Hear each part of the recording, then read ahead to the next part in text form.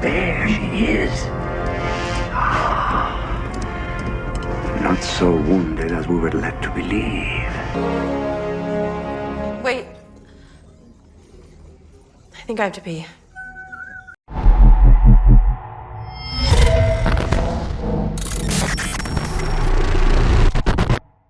Welcome back to Sci-Fi Chronicles, everybody. I am here with Brian and Gary, my good friends, and we are talking about Star Trek Starfleet Academy, episode 10. We've made it here, everybody. My favorite episode.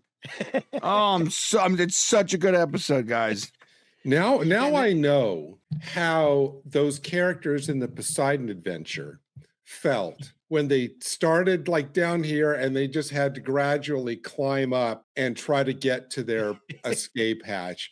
I think we've experienced in some small way the agony of that. I agree 100%. And I'm just going to start you guys off with, we begin this episode, follows straight on from last week. So we get Caleb's mum in the sick bay who suddenly comes to, and she sees Captain Nala and she goes to try and attack Captain Nala. I was rooting for that, to be honest with you.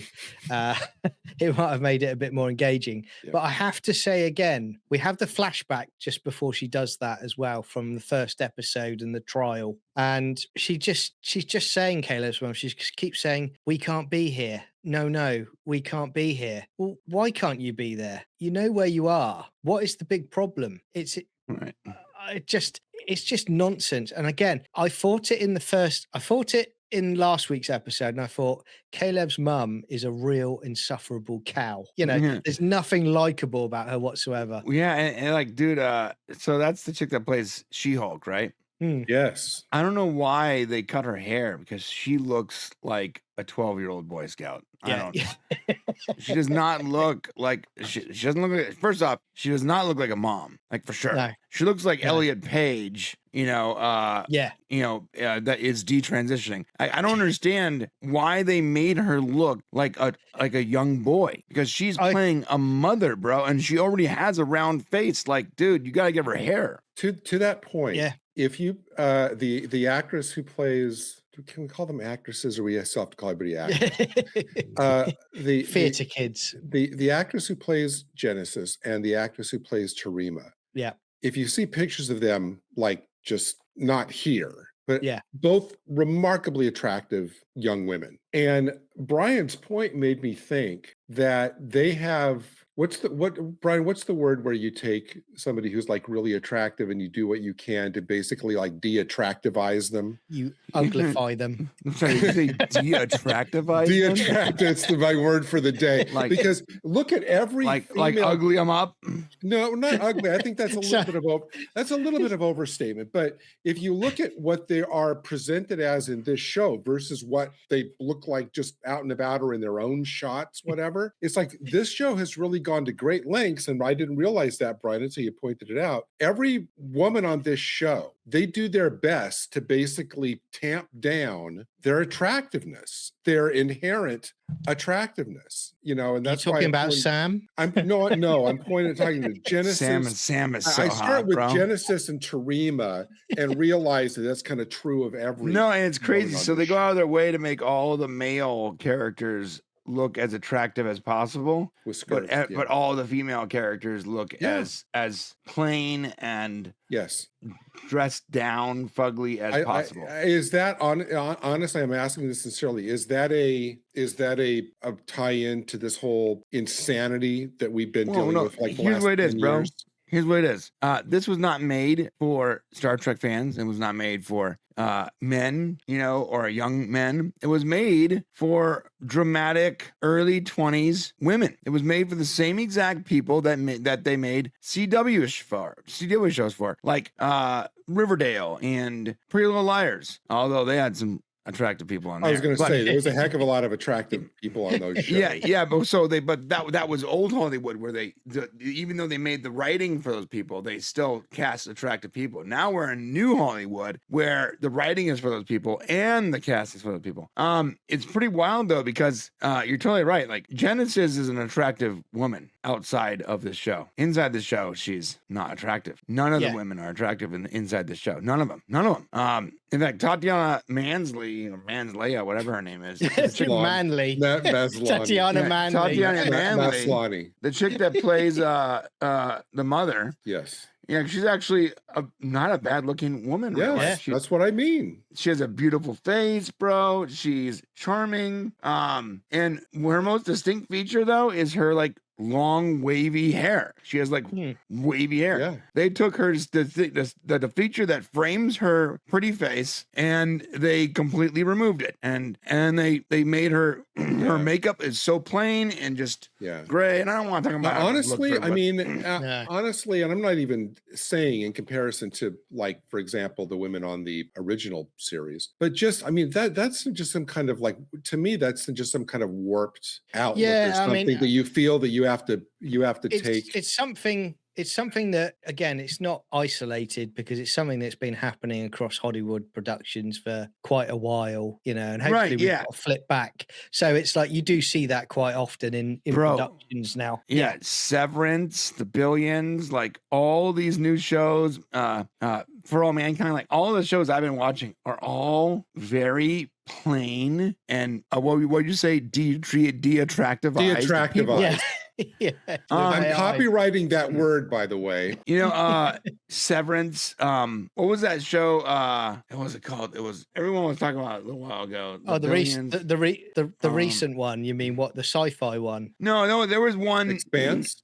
No. There was one where it was about like a rich family, and I forgot, but everyone was talking about it like 2 months ago. Like it was like the top thing. I forgot the name of it because I don't care. But I remember looking at it being like every person in this show, every person is ugly. And I'm not being mean. I'm ugly too, guys. I get it. But I'm also not an actor. Right? I'm not like, and you can take someone who is not particularly attractive and you can make them visually appealing in some way. It's like these shows go out of their way to take people that are already plain and make them look worse. Yeah. And I don't get it. I know it's like, oh, that's realism. Yeah.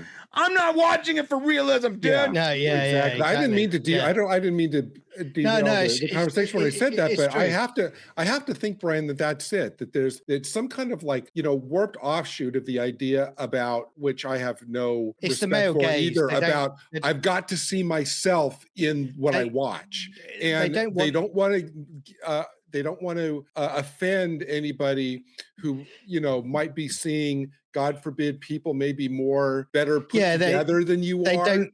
They don't want the male gaze, and there's an insecurity across Hollywood now. See, it's not all male gaze though. Like you guys remember that show Suits? Remember that show? Yeah. Like there was beautiful women on that show, right? Obviously, there was also regular women that I didn't find particularly attractive, but they were like compelling character wise, and they had like really strong mental features. But more importantly, the main character, or one of the main characters that played Harvey, is this handsome, charming, sophisticated, super confident dude.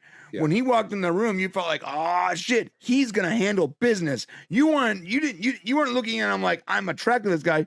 You were like, I want to be this dude. Yes. I want to be as confident and smart as this guy is.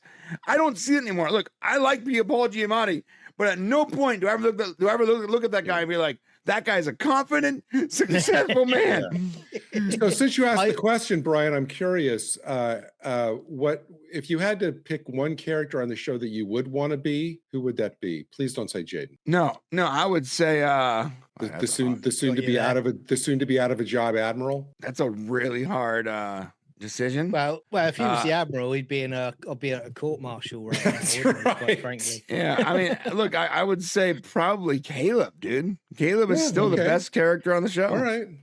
I'm sorry to say, like, even though the show has not gone the way I wanted it to go, Caleb is still the best character on the show. I will.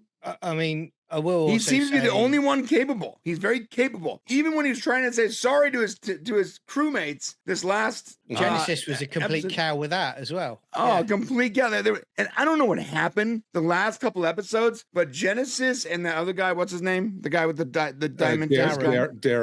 Darren. They both become totally incompetent cowards. I don't know what happened. They were like top of their class, confident, cocky, even like arrogant, and like we are capable people. And the last couple episodes, they are weak, cowardly, incompetent, looking to everyone else for answers characters, and I don't understand it. The only character throughout this entire series that has been consistent is Caleb. The only one. I will say though that the writers of this season, they do dumb down the males in the show on a regular basis, because you had Genesis and Caleb, when they're in the academy together and they're playing that stupid toxic non-toxic game, and constantly she had to be saying to him, "Oh, I won," and throughout this she's never been knocked down. She had a stupid end of episode bit about, "Oh, they said something about me in a report," but other than that, she's just perfect, Genesis. Well, where is that Genesis right now? Because the last 3 episodes, that Genesis is gone. Well, what's interesting with Genesis is that, I mean, she did have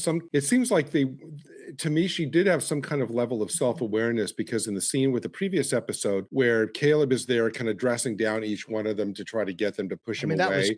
He was right. And he rips on Genesis, and then Darren says, "You're a coward. Why are you saying that?" And Genesis says, "No, he's right." So clearly there's some level of self-awareness on her.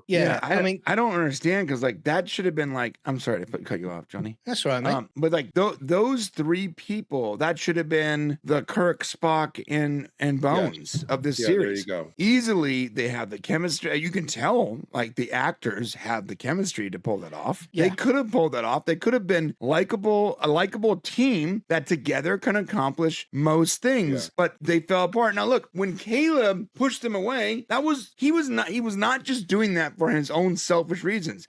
He was doing the same way you would try to get a dog that you don't want to follow you in harm's way to run away from you. He was doing it partially for their benefit. Yes. So they will go. Now they should understand that, because they're intelligent, dude. In fact, after the hurtful things are said, they should be like, "Oh, I see what he was trying to do. He likes us enough to be like, dude, get away from me." Like, I don't understand why they act like absolute cunts the next episode. I don't understand, dude. I'm sorry for my language. No, you're right. But to add to that, we had the stupid, R-Town play episode 2 episodes ago with flipping Tilly coming back, and they patted her on the back because effectively she's fixed them in that episode. Well, she clearly didn't, because in this episode we see they've still got their conflicts, and while they're in a major engagement and in a major battle scenario, they're fixing their stupid teen soap opera nonsense and their relationships while they should be focusing on the tasks in hand. So that episode with Tilly did nothing because they clearly paid no attention to it. The episode with Tilly, like all episodes with Tilly, are a complete waste of time. I have never watched a single Star Trek episode with Tilly where I thought that was a compelling episode of television. Not once. Let's take away the bar of compelling. Let's say good. No, let's take away. Let's say decent. No. Let's say mildly interesting. No. Let's take that away. Let's say passable for me watching TV while also scrolling on my phone. Every episode with Tilly is a complete and utter waste of my time. Every single time. I not only cringe, but worst off, I'm bored. Well, I'm cringing and I'm bored every time she comes on screen. And you know what? I don't think that's Mary, whatever her name is, fault. I think that they wrote They wrote a rotten character, a bad character with bad ideas, and totally incapable of actually being a Starfleet officer. And now she is forced to play this horrible, totally incapable, totally annoying, totally waste of time character. So I don't think it's her fault, because I've seen her in other stuff. She's not horrible. But dude, god dang, she's not in this. I'm guessing, Brian, then you wouldn't vote for a spinoff where Tilly goes around to troubled areas around the Federation and heals them with theater, like on a weekly basis. No, I wouldn't. I gotta give her props though. Like, she lost weight, and I went and looked it up. She didn't do it with Ozempic or GOP or whatever it's called. Really? Like, she lost weight. According to her, I mean, she could be fucking lying. You're right. I don't know. She could be lying, but for the last couple of years, she has this like whole thing that she has been talking about it briefly. She's not a hyper social media person like other actors are. Yeah. she's fairly private in comparison, by the way, to social. I mean, in comparison to celebrities, she's fairly private. In comparison to regular people, she's a total whore. But in comparison to celebrities, she's fairly private. And she does, like, the few things she posts is all about what she's eating, how she's working out, how blessed she is. She is not a bad person. I don't think she's a bad person at all. I think that she's a person that is trying to work her way into this industry, and she's trying to get healthy, and she had a kid or whatever, and she might have been depressed, and there's probably a ton of stuff as to why she became an absolute land whale. That's entirely possible that there were things outside of her control, and she's working toward getting fit. And I gotta say, she looked pretty good comparatively in the episode she was in. But I don't think it's her fault. I think she's trying really hard to be the best version of that character. So it makes me feel bad when I talk shit, but goddamn, that character is absolute garbage, dude. Yeah, I think we'll just say now as well. Yeah, I mean, the actors in question, we never have problems with the actors. The only time we have problems with the actors is when they come out and attack fans, you know. And then, as far as I'm concerned, at that point, it's fair game, you know. Right. Other than that, I might not like the character's portrayal, I might not like the writing, but I won't attack personally the actual actor that's attempting to play that role, because you want to watch it is on them. I agree. You want to watch that actress, what was her last name? What, Tilly? Yeah, Mary something. Wiseman, is it? Wiseman. You want to watch Mary Wiseman in good television? Look up Longmire. She's pretty good. I think she's actually totally a capable actress. Obviously young, obviously, you know, she got started way later in life. She's like 40, right? Yeah. Like, that's not easy. And she took time off when she had like kids, if I recall. But to her credit, she is not a bad actress. And she's been Kurtzmaned. She started later, but she's been Kurtzmaned. And that's the problem. Once you get Kurtzmaned, and you know, I'm going to tell you, I had an interview with the guy who played Brian from Limitless, okay? Yeah. I'm forgetting his name right now. I got to look it up. But I had an interview with him because he was in, here we go. Yes. His name is Jake McDorman. So Jake McDorman, I had an interview with him because he was in a show called it's something about AI. This is AI chick. He was a great character in that. Really great guy, really great actor, really fun, super charming, super funny. His first ever role was playing the Craigslist killer, which is really funny. And people thought it was a documentary, so like they would find him on the street and they would think that he was the Craigslist killer when he was playing a role. And then he was in a show called he was in a show called Splash, which had a bunch of underage teenage girls supposed and he's like, well, that was problematic. And so I had him on a show, and he was only supposed to spend 30 minutes with me. Guy ended up spending 2.5 hours just shooting the shit for 2.5 hours. Well, in that 2.5 hours, he literally says, because I asked him, hey, any chance to ever do another Limitless thing? He goes, man, I really liked that role, but like, I hated working for the people I was working for. He goes, I like Jennifer, I like Bradley Cooper, I liked all the people I worked with, but I hated everyone I worked for. And at the time, I did not know this, but now I do. Who was the showrunner, executive producer, and writer for the show Limitless? Any guess, John? I have no idea, John. Alex freaking Kurtzman. Well, I mean, again, what a wild coincidence. Before we go on to other bits of the show, you're right, because look at Kurtzman era. Look at the high caliber actors that you've had in the Kurtzman era. Yes. Right. And they're not bad actors. They're high caliber actors. Holly Hunter's a great actor. You know, but look what's happened. She's a lush, but she's a good actor. Yeah, exactly. And you look at it, you know, you've got others throughout the history of Kurtzman Trek. And dude, Paul Giamatti playing your villain. Yeah. Paul Giamatti is playing your villain. I said more than once in the last 10 weeks that Paul Giamatti is like an award-winning actor. He's going to go down in the pantheon of great actors when he dies. Like, I don't... Crazy. I mean, I said more than once in the last 10 weeks. Has it been 10 weeks? 9 weeks. Is that I've never, we've never criticized, the actors themselves. I said, actually, given decent material, I actually think that most, not all, of the young actors would probably be able to rise quite capably, to a well-scripted series, well-scripted Star Trek series.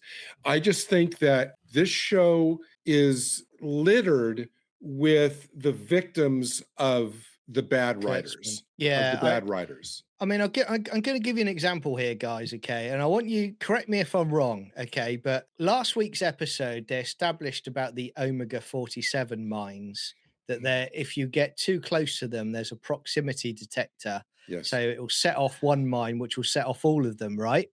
So they get right up to the edge of it. In the nebula, yeah. They literally touch it. They touch the field. They break their own canon constantly. Like they will say something one episode, and the following episode they'll contradict it. Yes, it's pretty crazy. Look, if you guys started watching this on this channel, if you remember, I haven't been here for a couple weeks, sorry, but when we first started, what did I say? I was the only one defending this. You remember this, Gary? Yeah. Gary went ham trying to tell me how wrong I was. It was not very good, and I was like, no, guys, it has a chance to actually be pretty good. We sent people to Brian's house when he said that. We wanted dude, an intervention. I glazed it a little bit because I was like, look, I fully expected this to be so much worse than it was. It wasn't bad. Caleb was good. Jess is a cool character. Yeah, there's problems, but overall, first couple episodes were not remotely bad. I actually look forward to watching the next episode.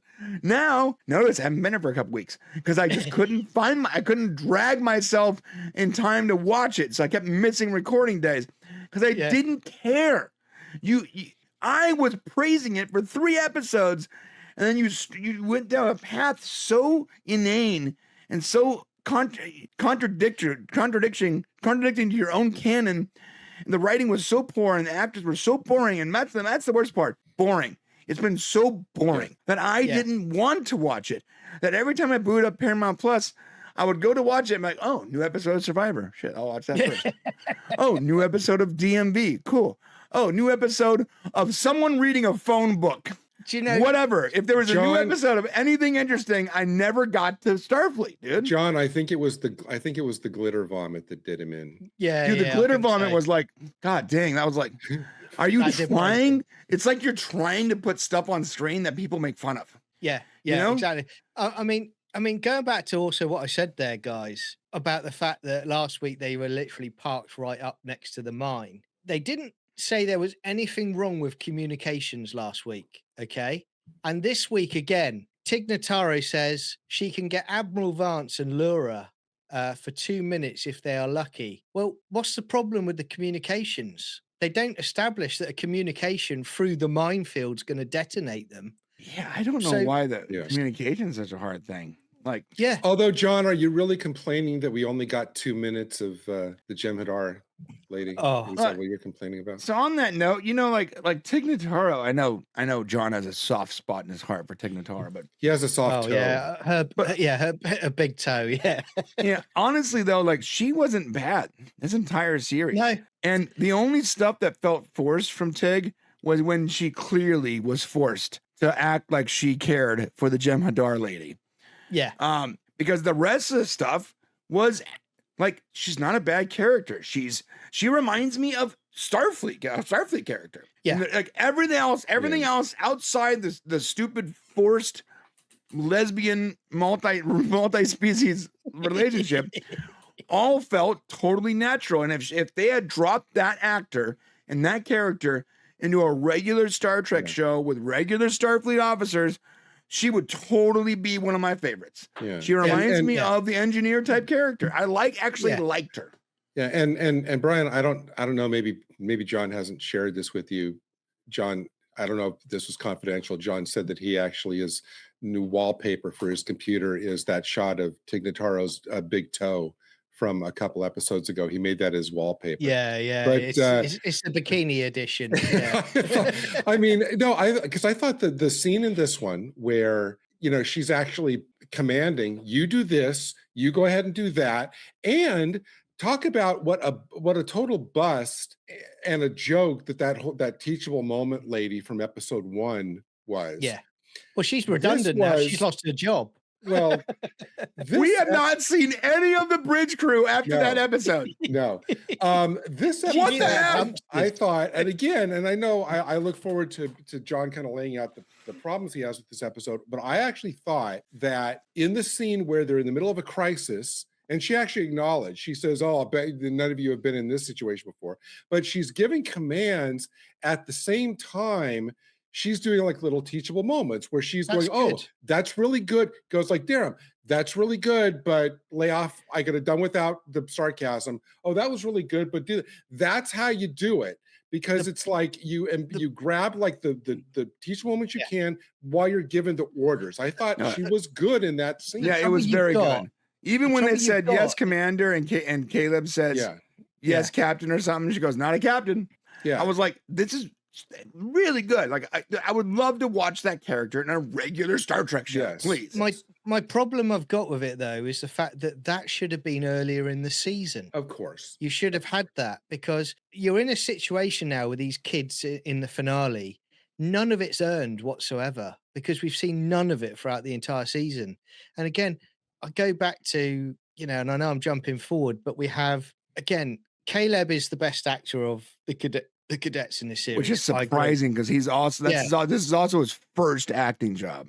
Yeah, but his character in this episode is insufferable. Yeah, that's true. He has a sulk at one point. He goes, "Right, where's my mother?" And he gets called out by Tig Notaro. He says, "Right, one thing at a time. We've got to save billions of people. Then we'll look at getting Captain Nala and your mother back." And then well, he's a kid though. I get that Tig had to lay it out for her. Wouldn't it be better if the cavalry came coming in? Yeah. But then you've done a year of the academy. You shouldn't be in that mindset. That's my problem with it. And also, what I don't like about it is they then have a second scene of it where he's with Tig Notaro and he's like, she's telling him to do one simple thing, which is basically give her the reading on the machine, and he's basically just daydreaming and stuff again. And it's like she calls him out and she basically puts him straight on it, and he's like, "Oh, I'm a loser," and all that. And I'm like, at any other point in Star Trek, you would not have that at all, because they have done a year's training, and it would be like, "Okay, kid, I know you're having tough times at the moment. I know this is happening and it's bad, but work the problem. Focus on the problem." You shouldn't have to be in that mindset of having to be told that you're a year on in your academy training. Or something, exactly, John. Or something, an alternate to that would have been something like, when he starts, doing the little sulk, have her say something like, "You've come so far this year. Don't let this be the moment where you start backsliding to the way you used to be." Something like that, to where you can acknowledge, like, okay, there's been a growth, but now he's acting like an ass, that kind of thing. And I'm going to say to you guys this bit, okay? I'm going to read this quote out, right? They make contact with Admiral Vance and Jem'Hadar Klingon hybrid, right? And these are the words of wisdom, right? This is from Jem'Hadar Klingon hybrid. She says, "Our analysis confirms that the wall is made up of hundreds of individual mines, each containing a single particle of omega-47, and each surrounded by an energy field that will detonate the mines if breached." Well, yeah, thanks for stating the obvious. Did Starfleet intelligence not notice that there are millions and billions of mines being put all around the Federation? They said that last episode. Yeah. Also, where did you get all the omega particles? I thought there wasn't very much of this stuff. That's very difficult to reproduce.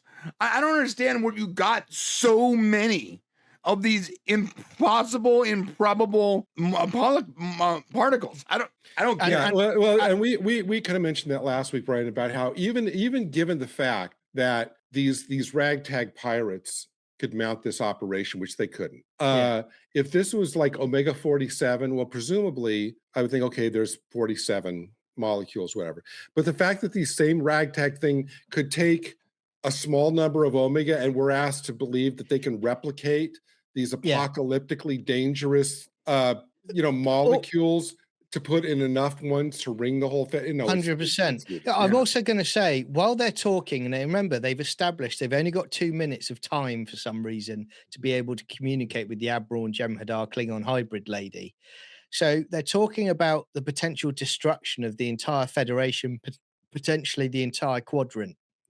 And while that's going on, all of a sudden, Captain Nala decides to stop that discussion and go, "Oh, by the way, this is Caleb's mother." And the Admiral, the Admiral and Jem'Hadar Klingon hybrid lady sort of look all stunned, like, "Oh, they finally found her." It's like, I'm sorry, if I was an admiral, a competent admiral, I would be saying, "That's very great, but can we dispense with the pleasantries? Let's work the problem." I'd be like, "Oh, great! I don't care." Well, don't we? Yeah. Haven't we? Who are I you? think we've already sufficiently proven to the jury that this is not a remotely competent admiral. Yeah, and again, I will also say there's a bias here from the Klingon Jem'Hadar hybrid, because I said earlier on in our reviews, I said I actually felt that the Federation are the bad guys in this season, because when you look at season 1, Bracker, and I made that point, Bracker is right about what he's doing. It's a supply and demand business he's operating. Yes, he's a pirate, as he establishes in episode 1, but someone is going hungry, and he gets them what they need. But of course, there's always a price, but he is able to get them. The Federation weren't doing that for him. We then get to this situation now where, and I'll give you an example, Jem'Hadar Klingon hybrid. Basically, Admiral Vance says it looks like Bracker is attempting to form some sort of mutual protection pact. And the Klingon Jem'Hadar hybrid says a cartel of non-member worlds free to pillage any planet under threat of Omega 47. No, that's not established. Basically, that's your own personal bias there, because planets outside of the Federation are essentially thinking, do you know what? We might want to try something different because we're not getting anything from the Federation. So that came up. I'm going to say a funny bit, guys. All right. They're attacked by the Venari Ral, you know, when they're hiding out in the nebula. Captain Nala at her best, because she's a tactical genius, as we've seen through this season. She says, "Red alert, shields up, evasive maneuvers, keep them off us." And the scene straight away, literally after, you just see the Athena just going straight through a nebula.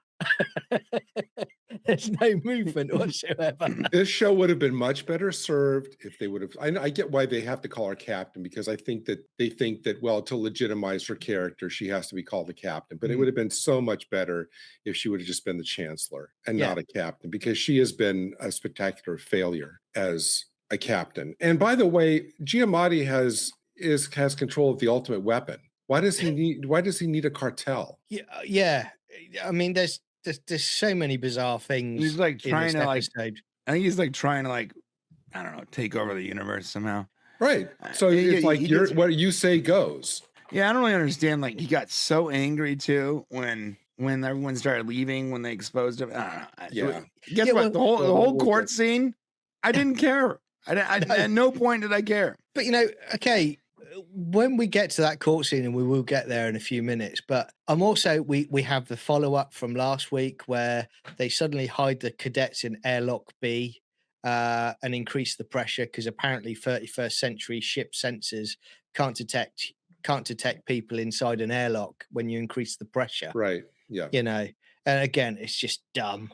That's me, a nerd nitpick there. I need to have a nerd nitpick each week. You then have a bit as well where you've got Caleb's mum on the bridge with Captain Nala, and Captain Nala says to her, "Do you know how to operate a tactical panel?"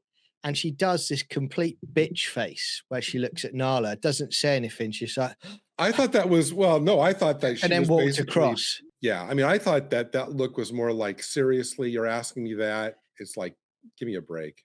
But then I'm glad we finally get the follow-up I've wanted all season, because Caleb's mum looks at her on the bridge and says, "If anything happens to my son, I am going to kill you." Well, you're the one. Let's get the facts here. Last week, it was established you sent a message to your son to go and find her on a dangerous planet in a marketplace. Captain Nala had nothing to do with that whatsoever. Yeah. And this week you're saying, if you put my son in danger, you're the one who got your son in danger, not once but twice.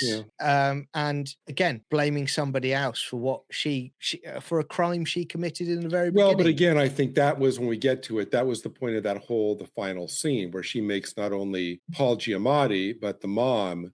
You realize what it was that they did. I think that well, I'll wait till we get to the courtroom scene. I do want to say we'll while do we're that 'cause still we'll in talk about this that. while we're still in this part of it of we're fiddling around on the ship. The only note that I made during the whole thing that I thought was to me dumb enough to actually make me write it down is as when Sam is trying to do her little magic of what I guess like finding the what she's supposed to find a way to neutralize the one element of the minds that if it's neutralized enough makes them all ineffective. And Genesis' only contribution to this being hurry up.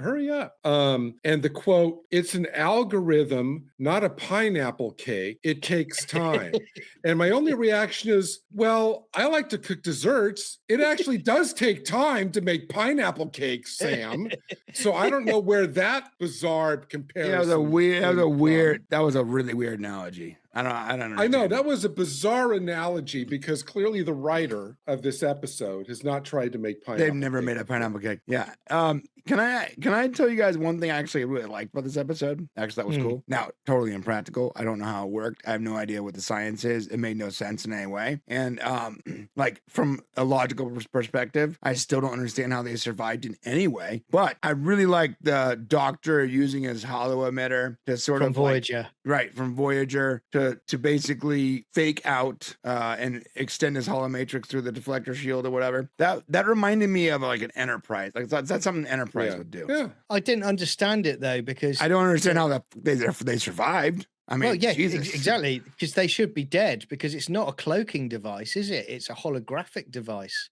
So they said they got the shields on at the last second. Well, you got poke holes in this, if you will. So he basically does a little, T1000 into the computer, and he is able to basically what I got turn the deflectors into like hollow emitters. Essentially, it's able in Voyager. Yeah, it's able to with all the pieces floating, make it seem like it's like holographic remnants until they zap away. So that's kind of what I thought he was doing. He was basically just hollow emitting through the deflectors. You're right. They did do it in Voyager when they were up against the Kazon. They put mirrors on the external part of the hull of the Voyager. Yeah, and he was put in space by accident, and he was doing the whole trying not to get shot, by the laser of the ship. But in Enterprise, remember the Romulans had like a whole holographic ship, and that was thousands of years ago. So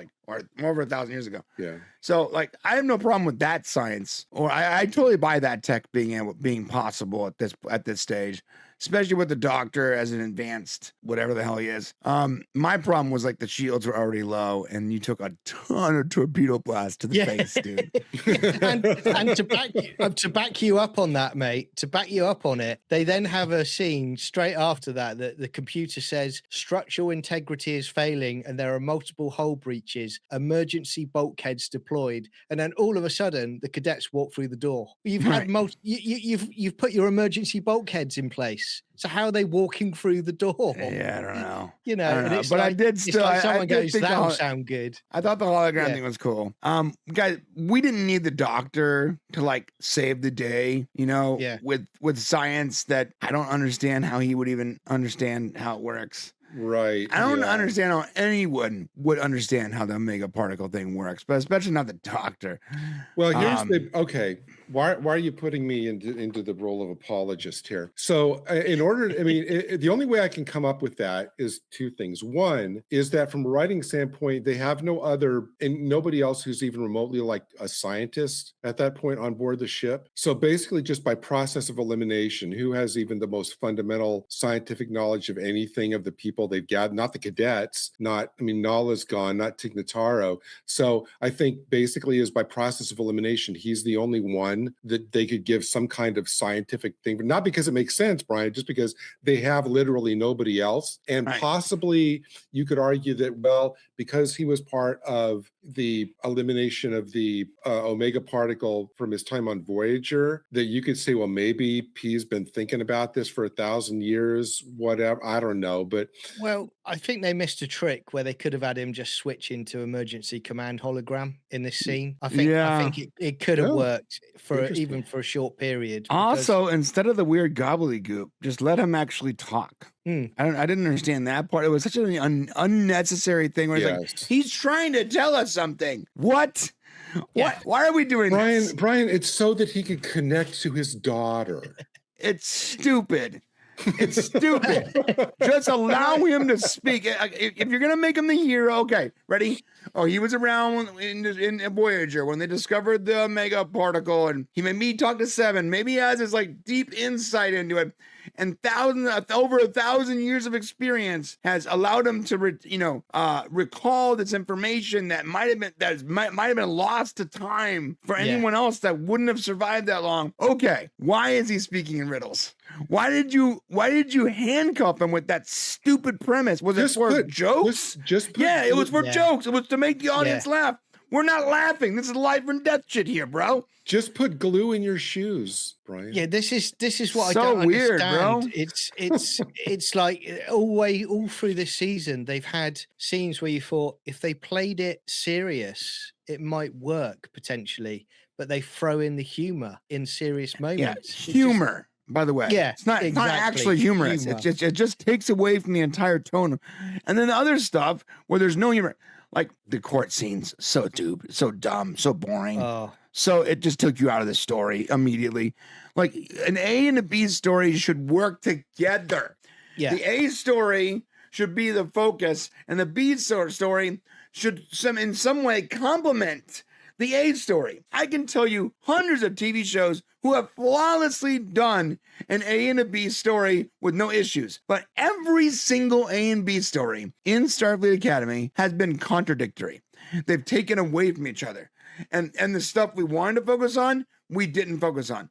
They never actually complemented each other in any way. It's crazy, dude. I don't care about the stupid trial. I'm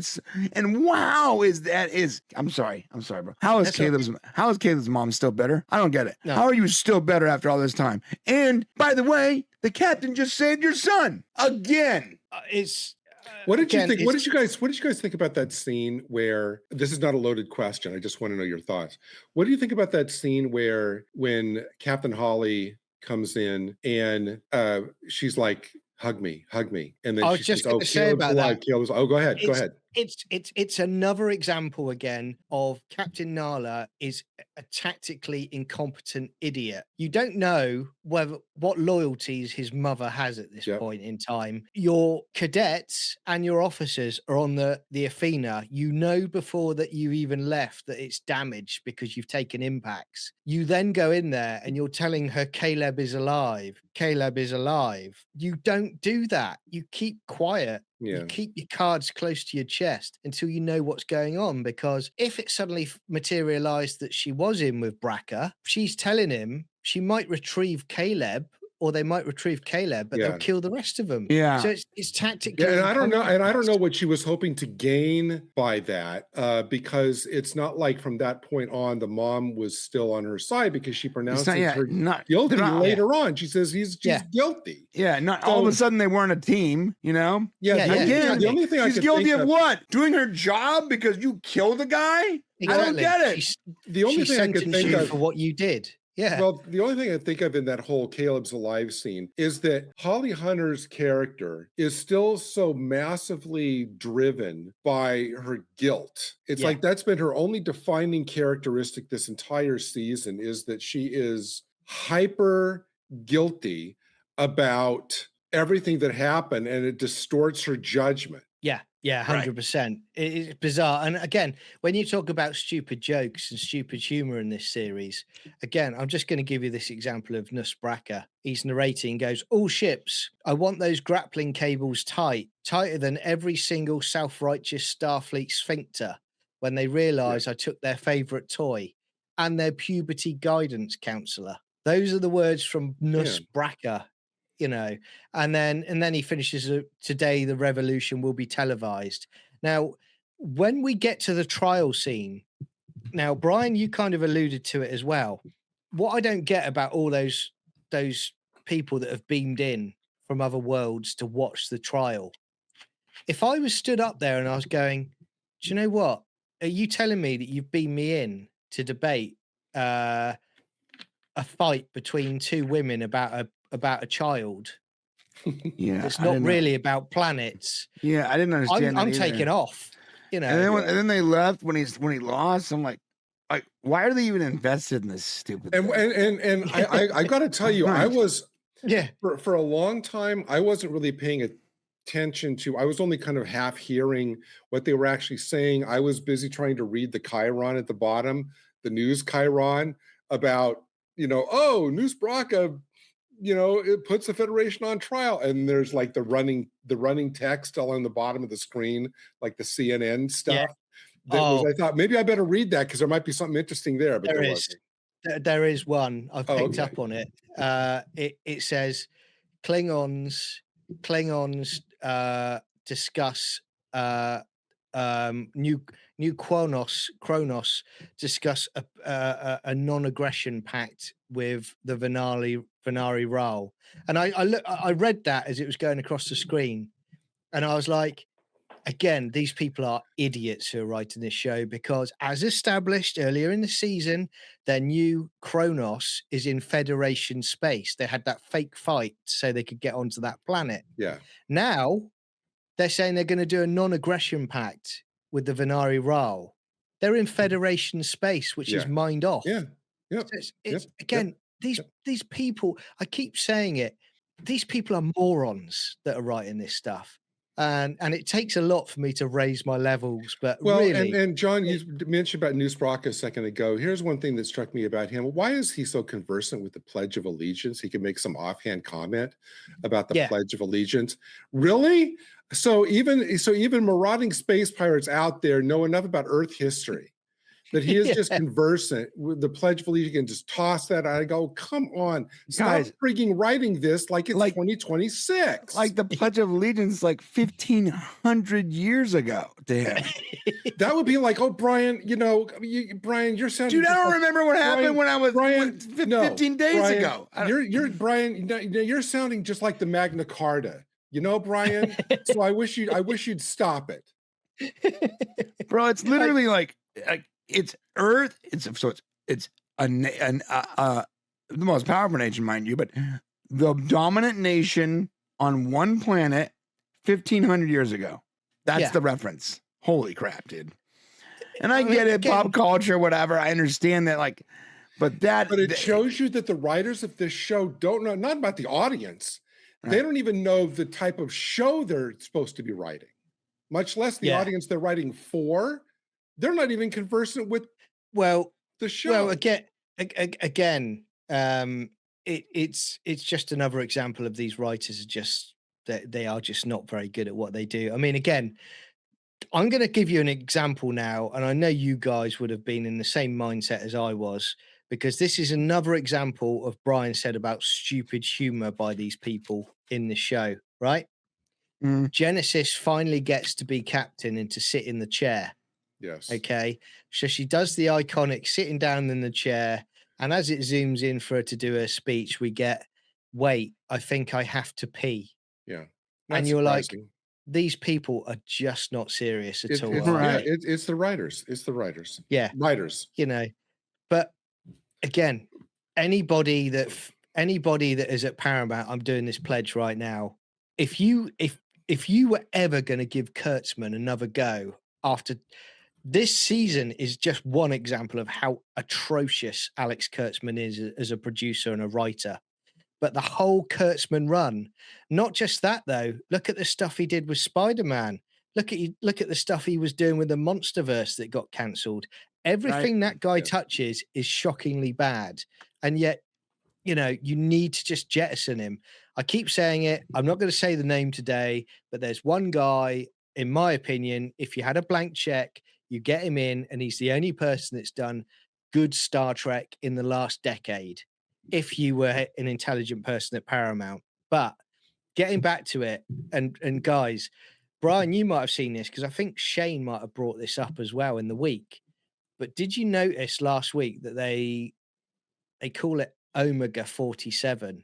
And it's like they're not being stupid enough to effectively be End 47, as in President 47. Yeah, I don't know if they're doing that, but Shane No, mentioned that, but here's the thing, John. I think the number 47, and this is where I inject myself into Star Trek a little bit. The number 47, I think, was created around the early days of Next Gen. I think it was like Joe Minosky, one of the other writers, and that's why you see 47 start appearing everywhere, like in threat, because he went to where I went to college, Pomona College in Claremont, and 47 is kind of like this mythical number that shows up all over the place in our college, 47.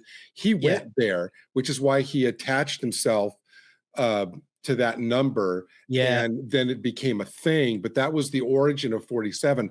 I actually just took it last week. It's like, oh, there's the Star Trek 47 bubbling back. Most of the writers, I guarantee, don't even. Kristen Beyer probably knows about 47. None of the other writers would.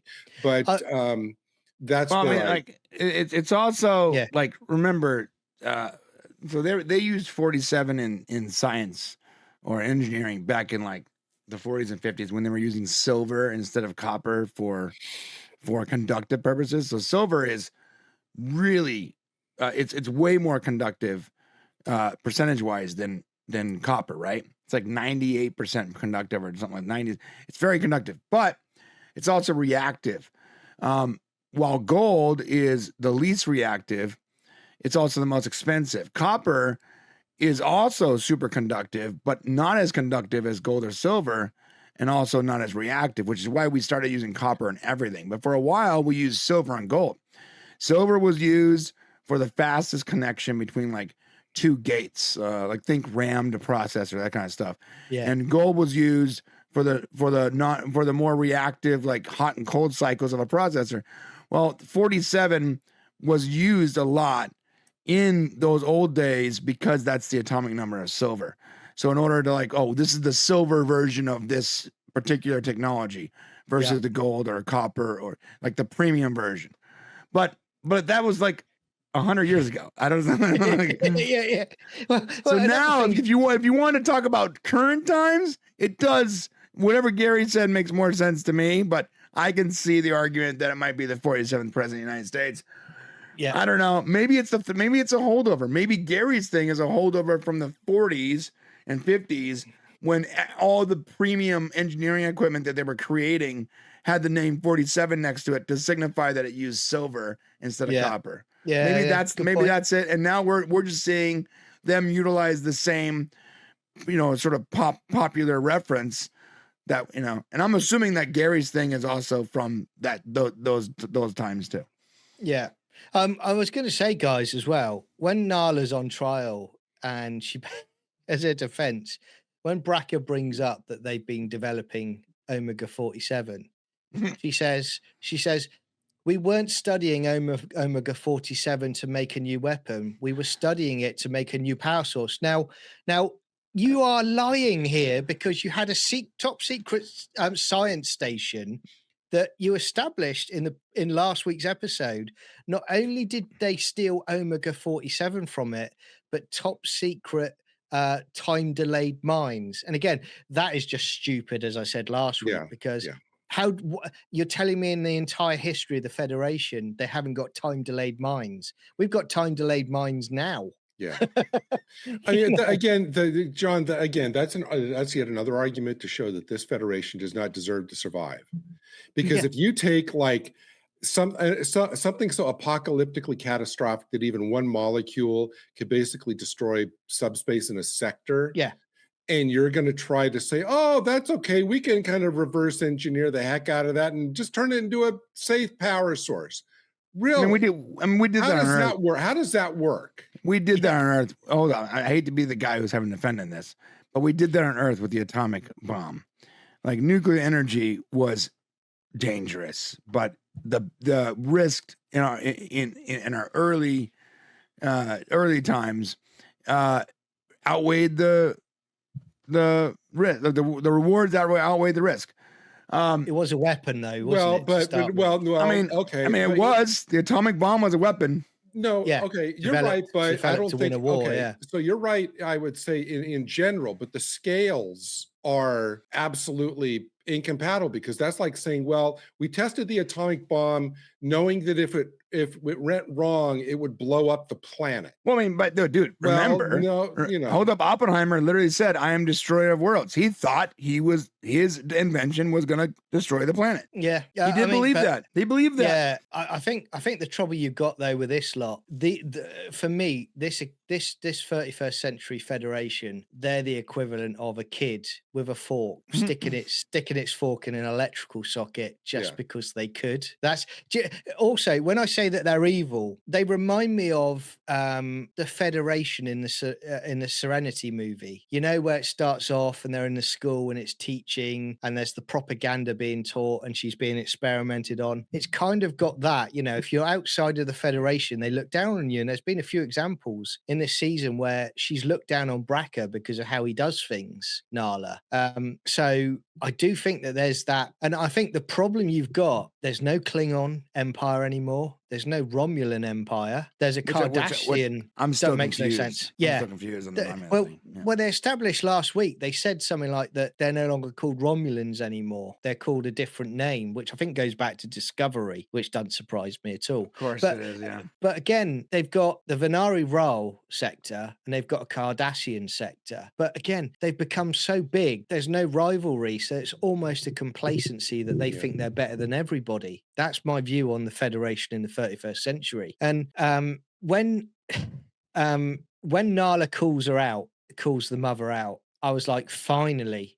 But I was like, did we really have to get to episode 10 to resolve this? Yeah. Well, you know, and again, if you're saying that now in episode 10, that you're responsible for it, you committed this crime and you killed a nice guy, a Federation officer, why have you quit Starfleet with all the guilt of separating a child from the mother? It just doesn't track. Once again, the whole like premise of the show is rotten. Like you cannot build a house on a sinking foundation. So like if you start, like you have there's good things in this show. Like there's cool things. But if you start with a weak, sandy, quicksand foundation, no matter how many cool things you build on top of it, there's going to sink. If you start with a rotten core, then it's always going to be cancerous. Nothing good you produce is going to last. And so you start with the rotten premise of a sort of silly logic that this person who's been alive for like all this time would feel such incredible guilt at doing her job, essentially, that she would quit.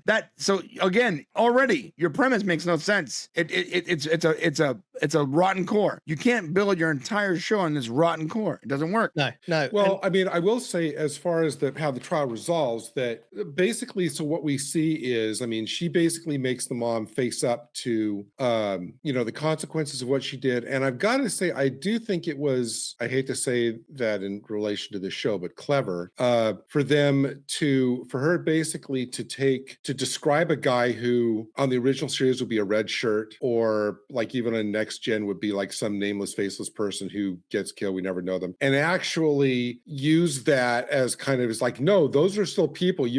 They may wear red shirts, or you may not even know their name when they get killed. But the fact that she takes it saying and like tells, no, this is a person, and you like this and like this, like this. That to me was kind of if you choose that to be a symbol for all of the nameless, faceless, Starfleet people that have gotten killed over the decades. And I like the fact that she calls her on it, because basically at that point, the mom basically just wants her to admit that she was wrong, to separate her from her son. That's all she cares about, is an acknowledgement of that. All Paul Giamatti, as we discover, cares about is he turns out to be like a petulant little kid who, is doing everything he's doing because of some warped memory of what actually happened. So he's basically a petulant little kid. She's basically just the mom's basically just kind of self-involved because she just wants acknowledgement. No, I'm sorry for what I did to you, and I know you were hurt and all that.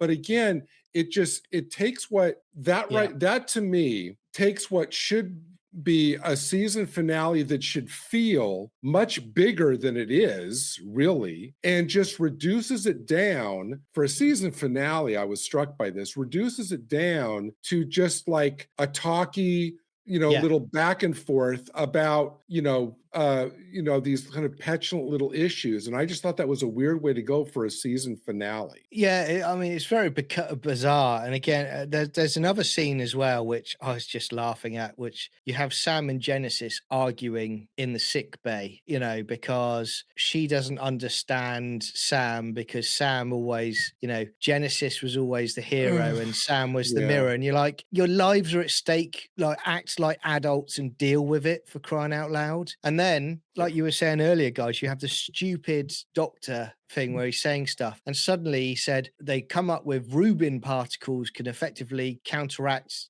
stop the omega 47. Now, my question to you guys is, Nala says that they were looking at that as a new power source. If they had Rubin particles that could already do that, you're telling me no one at a top secret science station had already figured that out and is already using omega 47 as a power source? This is the thing. Sometimes I want to give the writers the benefit of the doubt and saying they were rushed here. They were rushing to get to the end. But then I'm like, no, it's Kurtzman.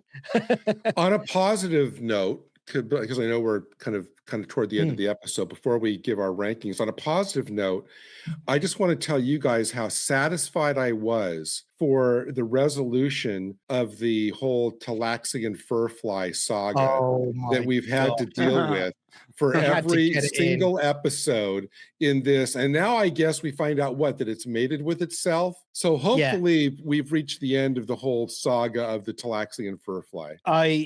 And a few minutes, and a few minutes before that as well, mate. We also get the bit where the Federation, the mines, they stop the mines are all deactivated, and suddenly, instantaneously, all the Federation ships suddenly surround the Venari Rao, which is meant to be an empire now, but they suddenly don't detect all these Federation ships turning up, and you're under arrest. And then on top of that, I mean, I guess they must have tracked the Athena. And didn't most of those ships look crap in that scene? Yeah. I mean, they might have just gotten everyone. But here's the question. A couple questions, actually. First, how did Betazoid chick use her powers galactically? I've noted that. It's a ripoff of Nemesis. To find someone connected to someone else. Okay, even if I buy that, that's a huge stretch. I same as you, mate. I have an answer for that, Brian, but go ahead. What's your second one? Yeah. No. Let's answer this question first, then we'll go to the next one. I'm going to quote. Quickly, I'll go. Hang on a sec. I'll answer it quickly. Where I watched that, and I was like the same as you, Brian, because I was like, well, hang on a minute. You might be able to link to someone's mind over space, right? But they don't probably know the coordinates of where they are in their head because they've been taken hostage. So for me, when you watch Star Trek Nemesis and you get Troy linked to the Riemann telepathically as a Betazoid, the way they do it there, which is the right way to do it, a better way to do it, is the fact that she's moving her hands across the sensor on the screen, and then she suddenly, reading his mind, she says, "Remember me," and then she gives them the nod and they fire the torpedoes. But Tamara's reading out the coordinates of exactly where they are, and it's like it makes no sense. It's crazy. Well, here's what I got out of it, Brian, because it's like they stand there, they hold hands. And how did I think it could happen? I'm going to quote Huey Lewis in the news and say it was the power of love, Brian. It was the power of love that gave her that ability to. Right away, that's a really bad answer. That's a really. I mean, yes. I mean, okay, all right. So let's move on to the next question. Okay, how in the world will the Okay, we talked about this last time. The only way you can possibly, if we don't see the Discovery show up in this season, then you're full of shit. We said that because you've established that the Discovery exists. It's operational. It's working, but you purposely never showed it to us because why? Because you can't afford it. Okay.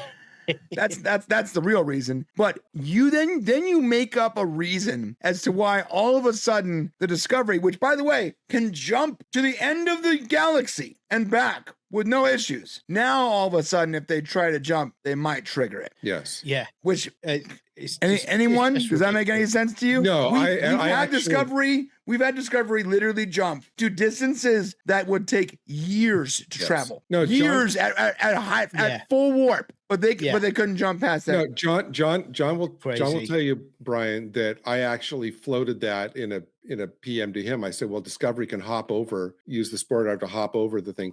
And I think the writers felt we have to at least acknowledge it, because a lot of people are going to be asking that same question. Why can't it just hop over? But as you just said, Brian, the explanation they gave is so monumentally stupid that they thought, well, we've got to at least acknowledge it, but we can't come up with a way to acknowledge it and have it still make sense. But we're just going to go ahead and keep acknowledging it. Yeah, and I'm also going to say to you guys, I'm also going to say to you guys quickly before we give our scores out of 10, I want to read a couple of comments as well quickly. But before I just do that, I did chuckle at the end of the episode. We had to see Jem'Hadar Klingon hybrid and Tig Notaro finally managing to hold hands together because they trust that they're accepted in their environment now. And I was like, oh my gosh, this show. Fire a torpedo at it, for crying out loud. Okay, Terrible. so I have another question. I'm sorry. Yeah. I know I told you guys I had to wrap soon, but I don't give a I have too many questions. So I'm just gonna go I'm gonna go into all the questions are answered. And look, if this video is too long for you, I apologize. But no, go ahead. What's your question? I have questions. We're the answer men. Go ahead. So now that the entire season is done, let's talk about the things that don't add up. And I'm going to ask you where these threads were supposed to go and how they were important to the series whatsoever. Okay. A, anything to do with Sam? Went nowhere. Nowhere, right? She was intended to be the Data character, but she just became a joke. Okay. Yeah. So she was intended to be okay. So they were trying to develop her character so you would like her. So in the first 3 episodes, she was super capable, almost superpowered. Yeah. And then the last episode, when we need her superpowers the most, she just stops being superpowered. Yeah, she literally is just as fast as regular humans. Yeah, she's like a regular human, maybe a capable human, but all of a sudden, a firmware update. yeah, all of a sudden, her extreme speed is just non-existent for some reason. Yeah. So you developed the character the wrong way. That's not how it works. Like, dude, when we watch Agents of S.H.I.E.L.D., the Fitz character is sort of cowardly, smart, cowardly though, afraid of his own shadow, and slowly over time, via character development, becomes the most badass in the universe. Yeah. Absolutely. Over time. You don't develop a character the wrong way. That makes no sense. Plus, Brian, they keep actually on screen having her say how much she hated the old version. It's like, so did we. Yeah. We hate the new version I hate too. the new one worse. Yeah, the new version, because at least the old version, we knew that it was quirky because it was like 3 days old or whatever. Yes. Yeah. Okay. And they did this weird thing last week, though, where they brought in this tension with Genesis out of nowhere for no reason and had it in this episode. And it's like, you've waited 9 episodes to suddenly bring this conflict between the two of them for no reason. That should have been early on in the season. That should have been cadets getting to know each other for the first time. They don't like each other to start with, but as the season goes on, they build a bond. And they grow to like each other. And in the finale, it pays off because they work together. That's where we felt it was going. And then they just blew it up for no reason. Not to mention, some of the episodes felt dramatically out of order. Like they didn't work. Like how in one episode, everyone's having a great time, going parties, whatever. Next episode, they're all depressed about something that took place 2 episodes ago. I'm confused. Well, like, I mean, it's like these bipolar kids or something. One more. Go ahead before I go to the next question. Well, I was going to say also, I raised it last week, and I mentioned you, Brian, because you were right. Because when you mentioned in episode 1, and I made the point where in that review where I said, so we start the episode 1 where she's teaching young Caleb the secret code that only they've got access to. And then at the halfway point in that episode, Bracker basically admits he's got onto the Athena. He's tracked them down because he's read the messages from Caleb. So he's got access to the code. Now, rightly, you said at the time, you said that'll be a payoff, I think, at the end, because the mother will be in league or she'll be the big bad at the end of it. Yeah. Nothing. Last week, she just makes a comment that, Bracker might have got access to it. That's my biggest complaint of this episode is I thought this was very safe resolution. Yeah, That's why I was bored. Braca thinks I'm dead. Then why haven't you contacted your son, you monster? Yeah. I don't understand. Like, you have to be a monster to ignore your son for years, for a decade plus. Oh yeah. Like, you're not hiding. You're like, dude, like, Braca thinks she's dead. Which means that you're just a really bad mother in every sense of the word. If Caleb was a ward of the Federation, she absolutely could have herself or found somebody who could hack into the Federation databanks and find out where he is if he's a ward of the Federation. But as I said to you last week when we did the review, if that was if I had a kid or you had a kid, Gary, and Brian, you would do this for your kids, even though I wouldn't potentially say I didn't like the Federation, I would contact the person that was last with Caleb or the person that I last saw them with. And I'd say, look, Captain Nala, we've had our disagreements on it, but do you know where my son is? And then I'd start from there. Literally last week, she is establishing that she is hopping planet to planet, randomly looking for Caleb, not even thinking. She already knows that he's a ward of the Federation. So wouldn't you think he's potentially, I don't know, on a Federation planet? It's your kid, bro. Yeah. Like, I don't care how much I hated someone, I would try to find my kid. It's so. I mean, I don't think any of the writers have children because they don't know how the mother or the parent-child relationship should be. Yeah. You know, I mean, honestly, it felt more like Caleb and his mother were star-crossed, you know, that was weird. Lovers. They looked like they were lovers. The way they were looking at each other at the end, and someone in the comments last week rightly said there was almost, you know, that slow-mo music where they found each other in the building. Yeah, the it Notebook was like music. two lovers. Yeah, it was like two lovers meeting each other after a long time. Very, very peculiar. Very peculiar. Yep. But I'm also going to say to you guys as well. Did you sigh when you had Braca punched by both Nala and Caleb's mum? And again, every time I know this is coming now, all in my head that goes is, "Here come the girls," you know, playing. You know, I don't know why they punched him. I think they should have aimed their foot a little lower. Yeah, I know. Yeah. It's just terrible. Every time I see it now, it's like a sixth sense that song plays in my head. Here come the girls. I know, like a super hot, you know, women scene is going to happen where a guy that's double their size they're going to take down in moments. You know, right? Because they're brilliant. And that's all I can picture right now. And can I ask you a question, guys? Because this completely threw me. End credits. Why are we seeing pictures of the actors as babies for the end credits? Yeah, that was weird. Why? It was weird when it got to Jaden. We saw like a very human baby. I'm like, what? Yeah, Robert I don't know. Ricardo as a baby and all I can say is, John, I'm being serious when I say this. Somebody probably thought, "Ooh, you know what? It's the final episode. Let's just do this." And says, "Oh, that's kind of cool. Okay, let's do that."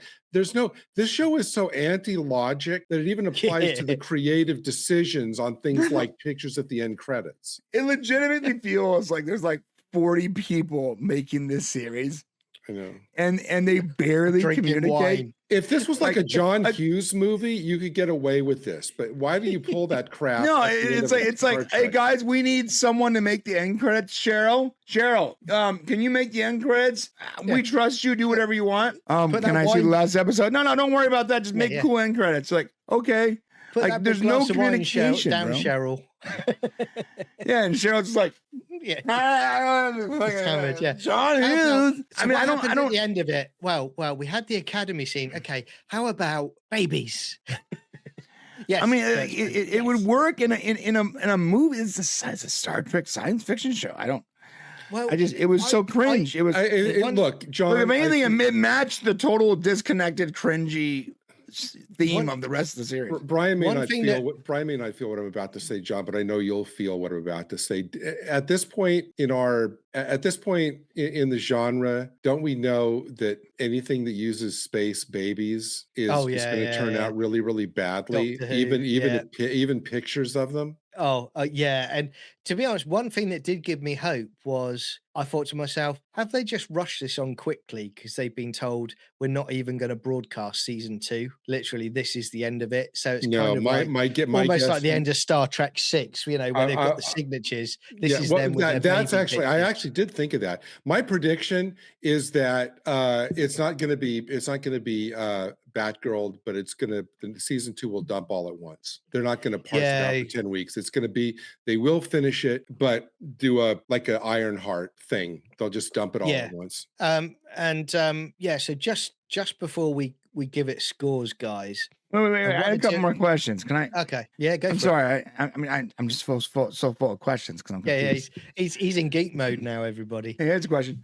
Where the hell is the War College? About 30 feet away from the Academy. Yeah, but what happened to it? What was the whole point of any of that storyline? Well, you're right, and I'm going to read a comment quickly out that adds that. Perfect Troy last week on the last video for episode 9.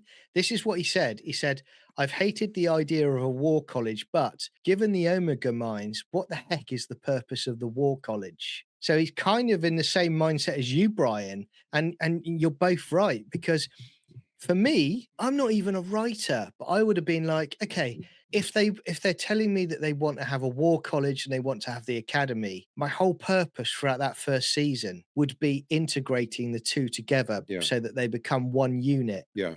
But they don't do that. And again, we made the point last week. Gary, you're 100% right on it. Kyle, Jaden's lover, he's not been seen for a few episodes, and you made the point rightly that he's a one-dimensional character. It's just thrown in there for character. Exactly, for diversity. And last week you had Jaden inviting people to join his house, and he wasn't even in there in that scene. And what happened to the Romulan girl, who for all we know is still laid out flat on the bar floor, bro, on the bar floor because of the punch?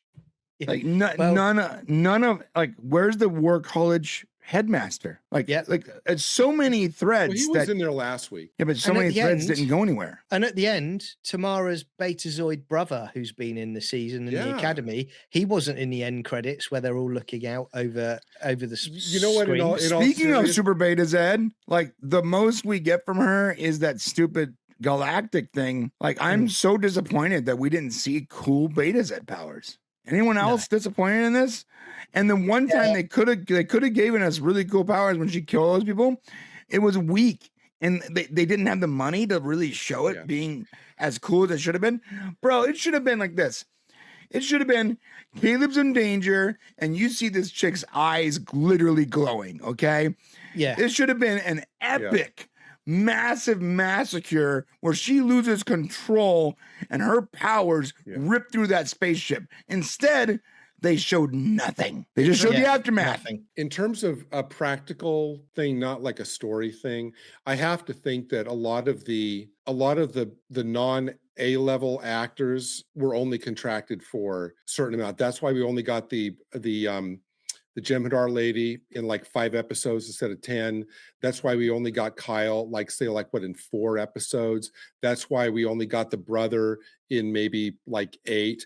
I think that if you weren't on the A level of the, cadets and Tig Notaro and Holly Hunter, that you were probably only contracted for a set number far less than the 10. And so I think that's why, that happened, even though it makes no sense in the story. Yeah. I was also going to say, guys, before we do the scores, just some other comments here I wanted to sort of read out quickly. So you've got a good comment here from Wally Pineal, which is Darum has affected a human body, so why does he vomit glitter but bleed red blood? That's in last week's episode. No, very good. I feel sorry for that bloke. Nice comic touches, but with the drunken scenes. Absolutely. Also, why did the alien woman hit him when Genesis was clearly more vulnerable? Is there some kind of law that alien women don't hit other alien women and that only men of any description are hittable? I don't understand why Jaden wears a dress or a skirt. I'm bi and was on the gay scene for years, and wearing a skirt doesn't necessarily go with the territory. And all those minds, I don't understand. I'm still out of sympathy with Caleb and the mother and son reunion scenario. It's smolchy and silly. just like the burn happening because somebody screamed out for their mother. What is this mother fixation and the modern slang and the captain slouching about? It seems like terrible soap opera mixed with identity politics, mixed with a poor attempt at sci-fi. So great comment. Thanks for that. That should be the description on Paramount Plus when I turn on. Yeah. Instead of the episode description, that. Yeah. And again, just giving you a score, guys. I actually give this, and this is me being nice, I give this a 2 out of 10. I really do think it's bad. There's literally nothing that happens. And again, my point with the Federation bit at the end, where they all turn up suddenly and they say, Nurse Bracker, you're under arrest. Last week they established they were annexing worlds and they had an empire essentially. So again, there's no defensive perimeter from the Venari Ral to basically take on the Federation ships. I don't think they expected them, maybe. I don't know. It's lazy. I just remembered something. Yeah. I was trying to figure out where I remember Omega 47. I think you guys remember this. Is it a dance? You had it as a vitamin this morning. Bro.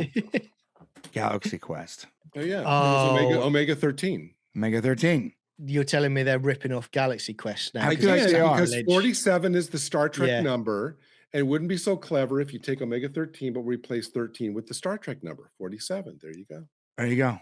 And I want to say Vadim Radchenko also made a point in the last video. He says, and guys, I bet you that the female character, in this case, Gary Stew's mum, will face no consequences for her actions whatsoever because the concept is completely alien to those writers. Just recall how Captain Barefoot was feeling guilty for condemning the mum for a little thing like being accomplice in a hijacking and offing of an officer. Well, so, I mean, she already served. Yeah, I'd have to go back, which I never will. She hadn't already served. She escaped, remember? Bracker got her out because she was going to do another 10 years. Last week, she confirmed it. Well, so she's still technically a wanted felon at this point. Then you know what? Then it's going to have to be like Captain Aki persuading the admiral, or what, the president, which we never see, the unseen female president, which Stacey Abrams, which we're going to come and thank everybody. Aki will pull her off to the side and go, look, can you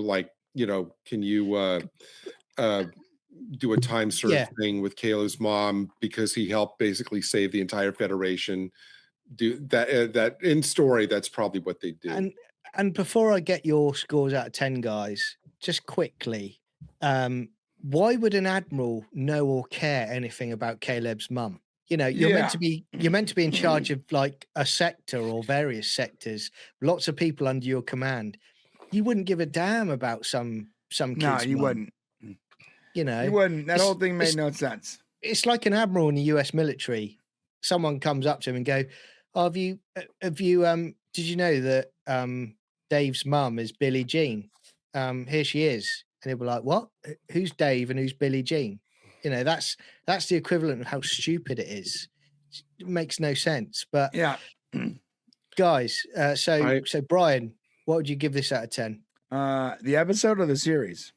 Good point. So the episode and the series. The episode first. The episode 5 out of 10.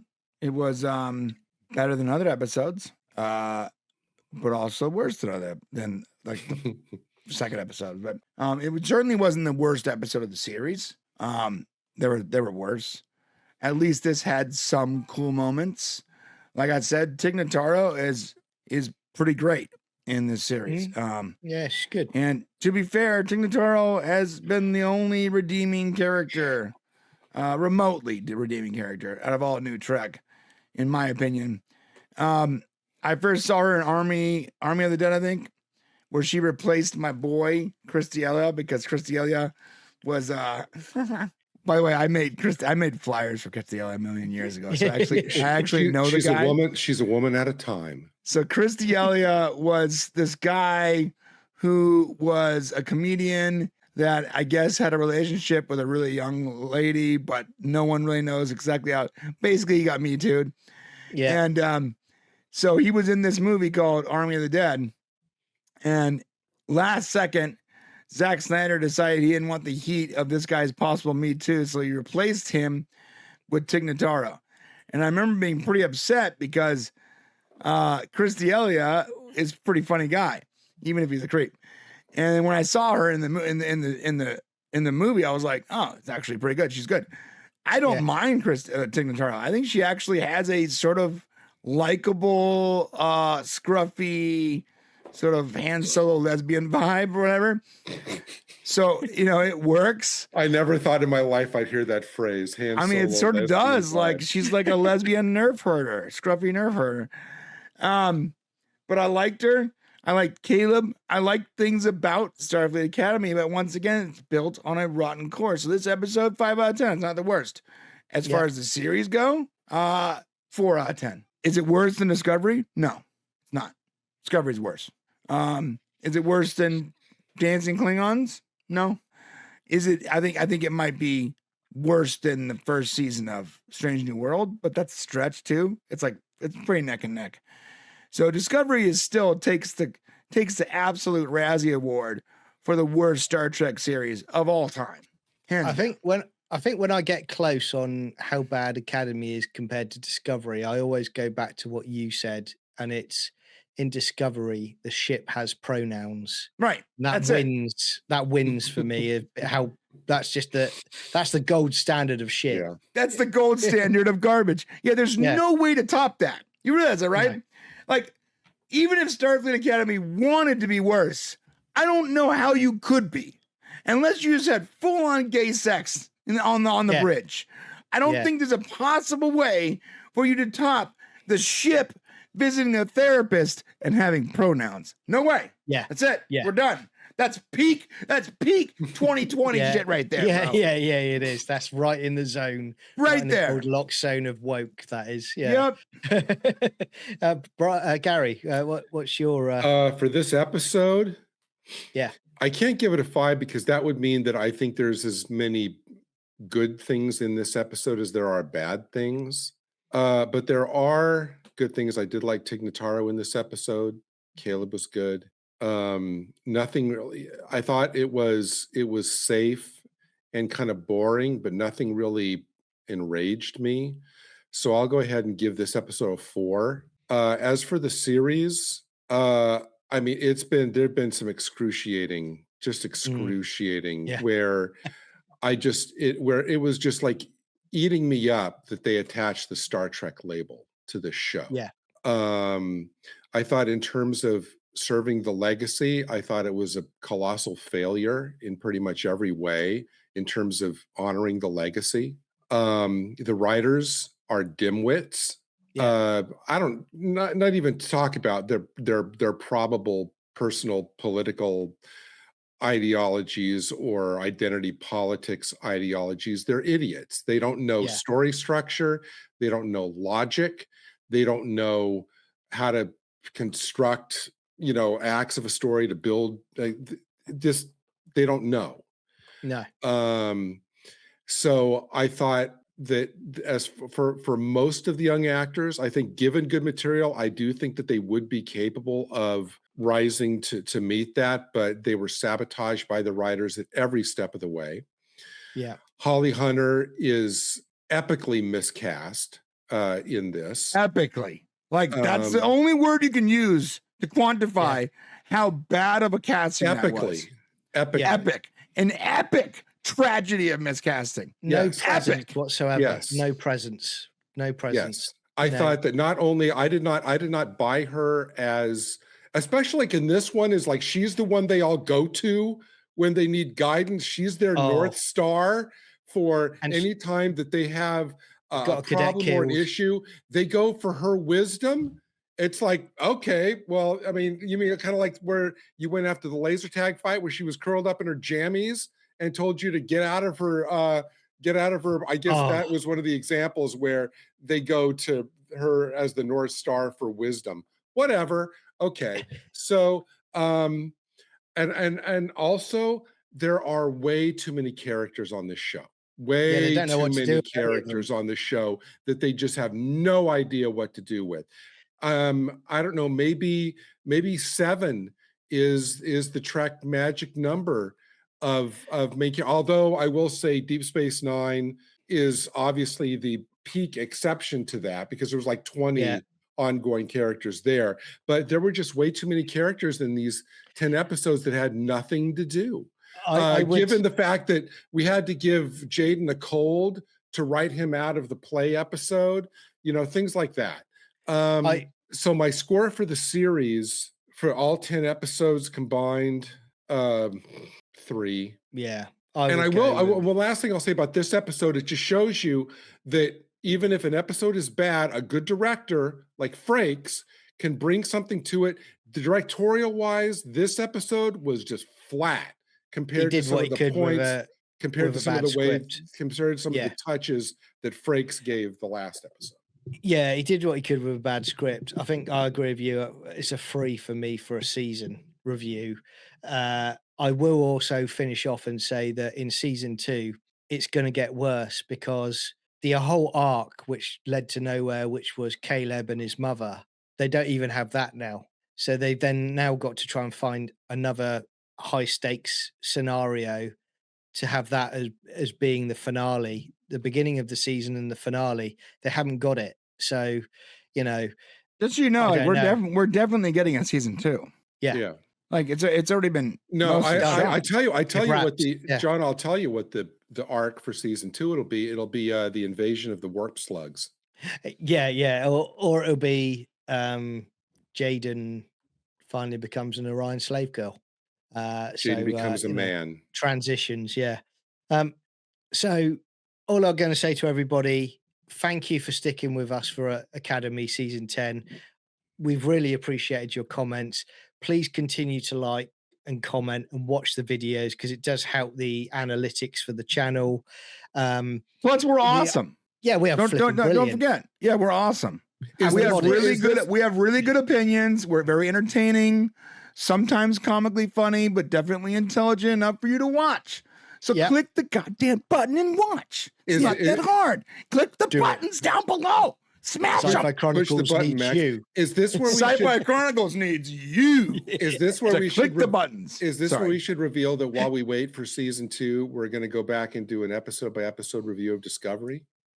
No, I'm not doing that. You're out of your mind. No, but we are going to be doing legacy content. We have a lot of great videos coming up that sort of explains how some of the legacy science fiction and tangentially connected scientific fiction shows work. And there's new stuff coming up, like The Boys and Severance, and there's a bunch of cool stuff coming up. Okay, guys, we're not leaving you. See. This is not it. We'll be back next week. It just might not be Star Trek. Yeah, that's it. So keep commenting as well because I love reading them, and thanks for the good feedback as well. But can I leave you guys with a question? Yep. Let us know what you guys think in the comment section. I want you guys thumbs up emoji for Gary's cool, heart emoji for Gary's great. I want a crying face emoji for Gary sucks. That's it. Only 3 emojis you can pick from.